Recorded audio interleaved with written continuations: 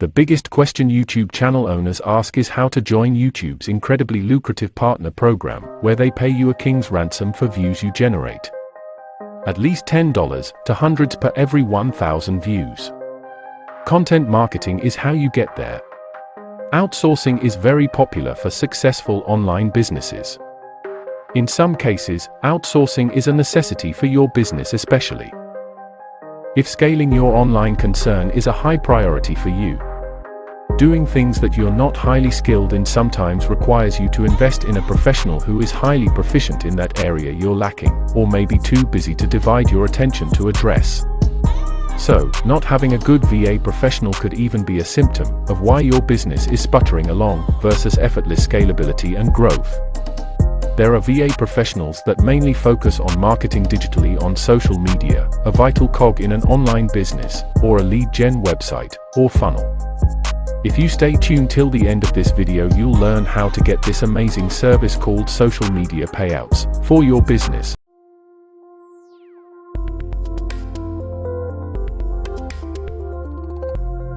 What is up, YouTube fam? In today's video, I want to talk about money, specifically the key things that I learned about money that helped me become a millionaire. Now, I know that some people cringe when people talk about how much money they have on the internet, but let's be real. When I look at my algorithm and I look at my past videos, all the ones where I mention my income tend to get the most views, so I'm just gonna roll with it, but just know that regardless if your goal is to make $1 million, $100,000, $1,000, $500, it doesn't matter, but what I want to share with you today does matter because it is going to change your entire perception on wealth building. And you know, my goal here on this channel is to help content creators get visible and get paid. And a lot of that paid stuff is not just strategy, but it's also mindset and how you view and perceive money and building wealth. And that's why I wanted to do today's video, because I want to talk to you guys about all the things that I've learned in the last 10 years of my life that helped me go from making minimum wage to literally making millions of dollars. And so if you want to learn, then keep on watching.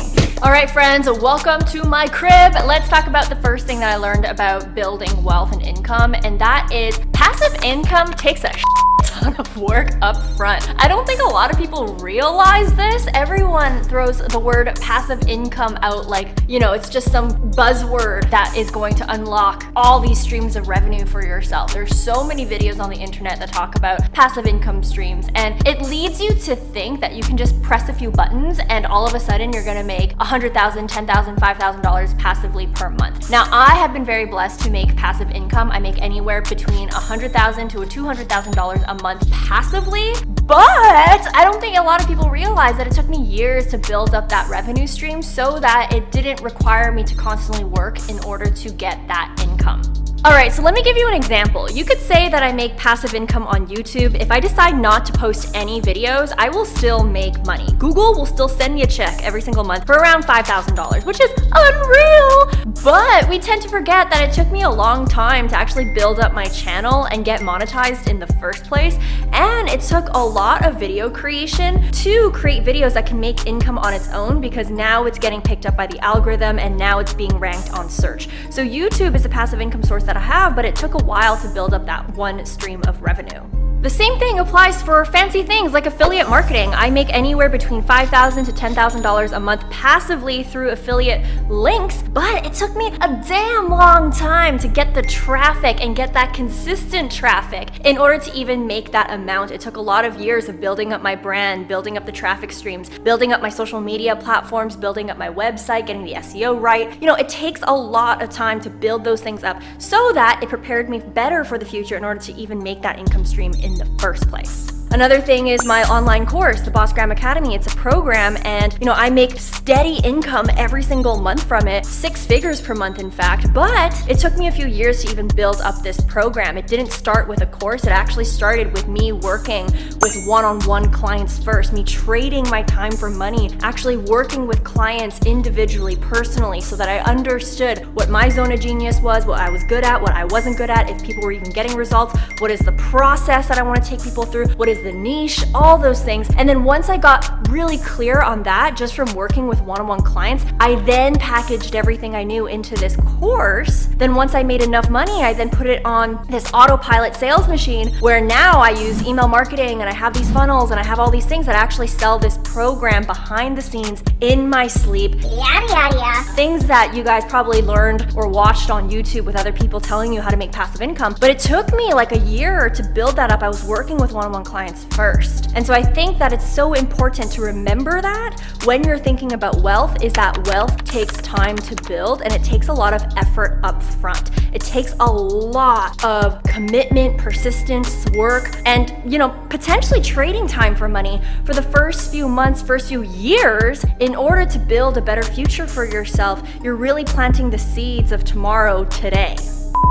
All right, so my last sentence totally did not make sense. I do not want to refilm that segment. But what I meant by planting the seeds of tomorrow today is if your goal is to make a shit ton of money in the future and you want to make it passively because you're lazy, I'm lazy, I don't want to work for the rest of my life either. But if that is your goal, you got to realize that you got to put the work up front. And another thing too that I learned about wealth and just like life in general and success in general is we often overestimate how much we can achieve in a year, but we underestimate how much your life can change in 5 years. And so one of the best advice that I ever got, I don't even know who I got this from, I'm pretty sure I watched a YouTube video, but I know some people who, like the most successful people, plan out their lives in 5-year segments. And I know, even for me, I have no idea what the heck I want to do in 5 years, and that's okay, but I think it's important to understand, who do you want to become in 5 years? In 5 years, who do you want to be as a human being? It doesn't matter if you're like, don't know the details of where you're going to work, how much income you're going to make and all that stuff, but really challenge yourself to think about it in 5-year segments, because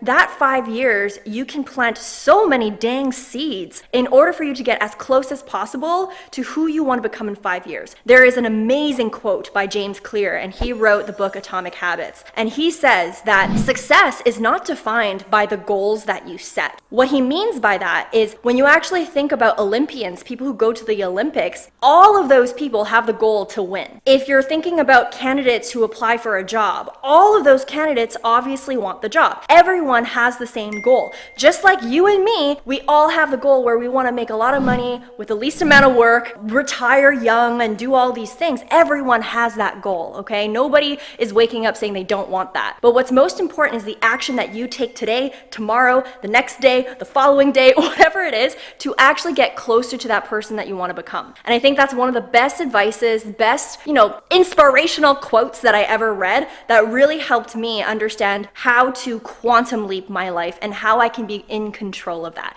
And so I just wanted to share it with you guys in this video because it changed my life, and I really hope it changes yours.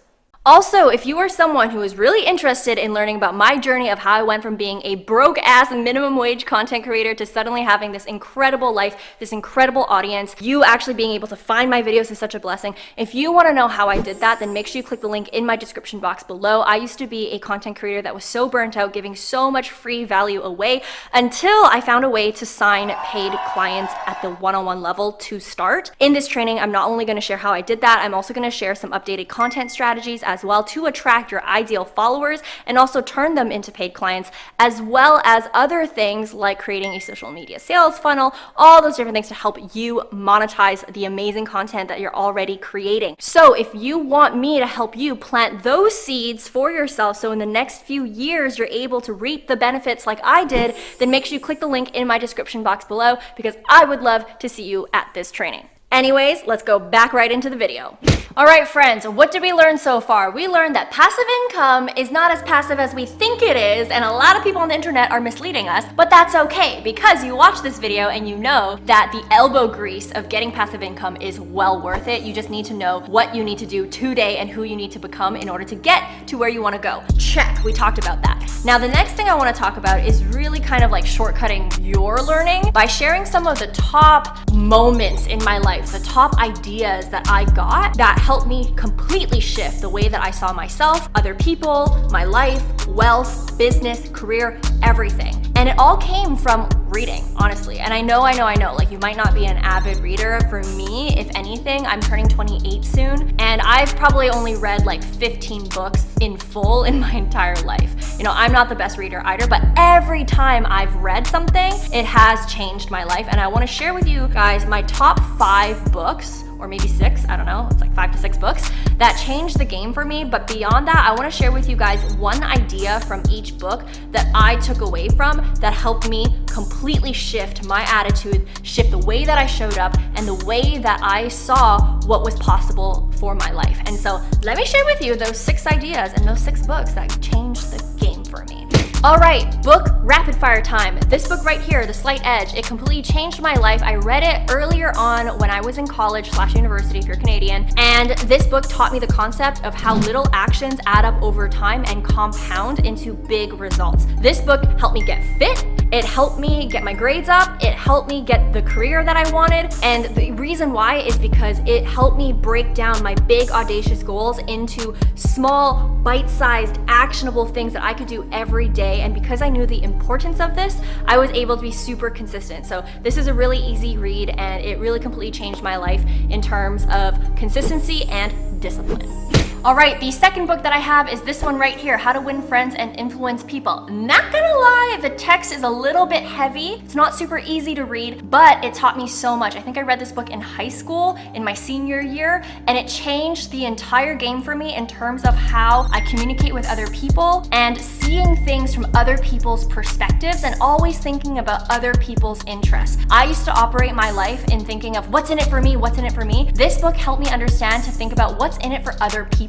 It helped me become more charismatic. It helped me land jobs. It helped me network better. And overall, it helped me just get a lot of things that I wanted in my life because I knew how to communicate and I just knew how to think about other people's interests. And so this book is definitely a good read for me.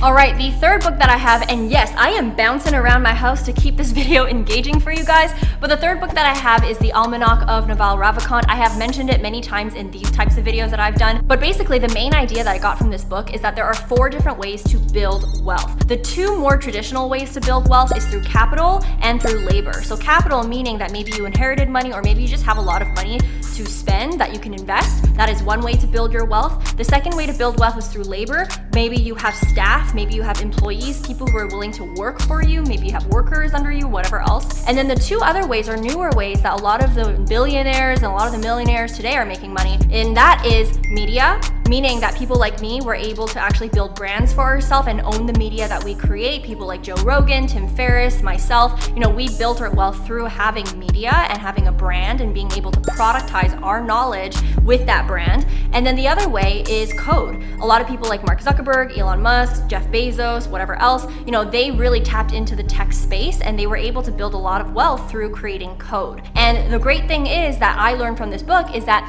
both media and code are permissionless, meaning that if you have a Wi-Fi signal, a lot of people are able to pick up these skills for free and actually be able to build for free. So for instance, media in particular, creating a YouTube channel is virtually free. Of course, you have to buy the equipment and everything, but overall it's free. Social media is free in general, so anyone can actually build a brand for themselves. And so that was the main idea that I got from this book. But you know, just so you guys know, I'm giving you guys one idea per book, but all of the books that I'm mentioning have so many more ideas that are absolutely going to change your life. All right, the next book that I want to introduce to you guys is The 4-Hour Workweek by Tim Ferriss. This book I read when I was really miserable in corporate, and basically the one idea that really stuck with me in this book is when he actually gives the example of a train. And he says that a lot of people in our lifetime will want to be the boss of that train. They'll want to be the manager of that train. But the really wealthy people, what they think is, I don't want to be the manager of the train. I want to be the owner of that train. and I was like, whoa.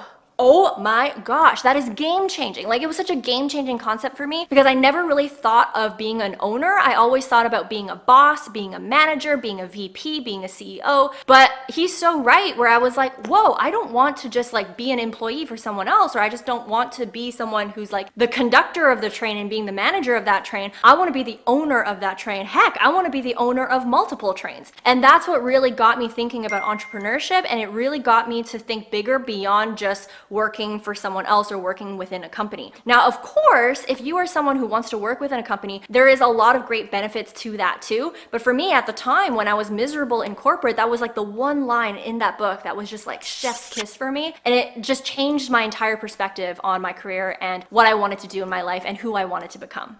All right, the next book on my list is The Mountain Is You by Brianna Weiss. This is a book that I actually read really recently when was hitting fan in my business, and it wasn't necessarily anything related to strategy. It was a lot about mindset and how I was dealing with problems and how I was coping. This book really helped me understand what self-sabotage looks like, and it helped me become really self-aware of the patterns that I was causing for myself that would basically set me back a lot in life and a lot in business because of the story that I was telling myself and the patterns that I was sucking myself into, and just basically learning about what self-sabotage even is and how to react to it. I think a big idea that I also got from this book was understanding the difference between gut feelings and projections. So for instance, I would always operate off of my gut feeling, and then I would create a lot of anxiety for myself. But then this book taught me that, hey, listen, like if you're getting a gut feeling for something that's happening right now in the present, honor that gut feeling. But if you are feeling anxiety and you're feeling weird feelings about something that hasn't even happened yet, and that's far into the future, that's not your intuition. That's not a gut feeling. That is you projecting some sort of insecurity. That is you projecting some sort of thing that's unresolved, and it's clouding your judgment. And so that was one big idea that I got from this book. But of course, there's so many other ideas, like I mentioned, in these books that have changed my life, but I'm just giving you the Cliff's Notes version of the things that really stuck with me. But this is a really great book if you are someone who experiences with self-sabotage, or maybe you're someone who doesn't even know if you're self-sabotaging and you want to learn how you can actually achieve your goals and, break through any roadblocks that you're currently going through right now in your life. All right, the next book that I have for you is called The Desire Map by Danielle Laporte. I read this while I was in corporate, and this is the book that single-handedly helped me quit my job. And the reason why is because it helped me understand how to set goals with intention. A lot of times when we set goals, it's based on something physical. So for instance, we want to buy a house, we want to buy a car, we want to buy the latest iPhone, we want to buy the latest Apple Watch, we want to buy fancy jewelry, all these different things. But what you actually want to realize is that it's not the physical object that you want, it's the feeling associated to getting that object. So for example, if you want to buy a house, maybe it's not the fact that it's a house, it's the fact that you want to feel safe and secure. Maybe it's not the fact that you want to buy the latest iPhone, it's the fact that you want to feel popular and in the know. Or maybe it's not the fact that you want to go on vacation, it's the fact that you want to feel rested or you want to feel adventurous, whatever that vacation means to you. And so when I actually saw it in that lens, it helped me a lot to identify how I can achieve my goals better. So for example,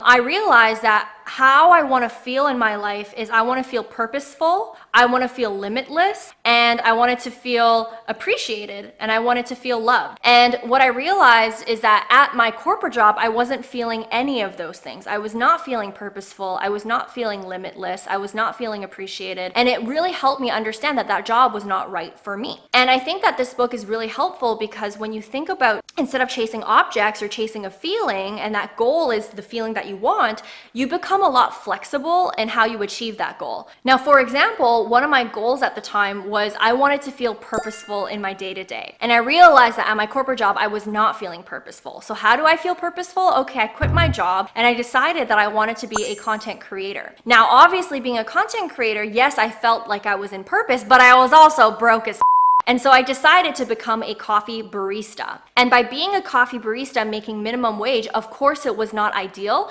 but in that job, I still felt purposeful day to day because I was working towards a bigger mission, which was getting my YouTube channel set up and creating something amazing for myself and also helping other people in that process. And so it's interesting because if my goal was, I want to make $1 million and I want to be a 6-figure content creator, or I want to have this fancy job, if I don't get it, I'm going to feel disappointed. But instead, my goal was I want to feel purposeful, and anything that I can do to feel purposeful, I've already achieved that goal. It helped me become a lot more appreciative, and it helped me become a lot more flexible in my approach. And so I was infinitely more happier, even if I didn't make the money at the time, even if I didn't have the fancy titles, and even if I was a little bit uncomfortable. And so I just wanted to share this book because it just changed the game in terms of how I set goals in my life. And even to this day, I kind of even reread this book to help myself feel grounded again if I I do end up becoming a little bit more materialistic, or I tie a lot of my goals to finances or objects or whatever else. So I highly recommend reading this book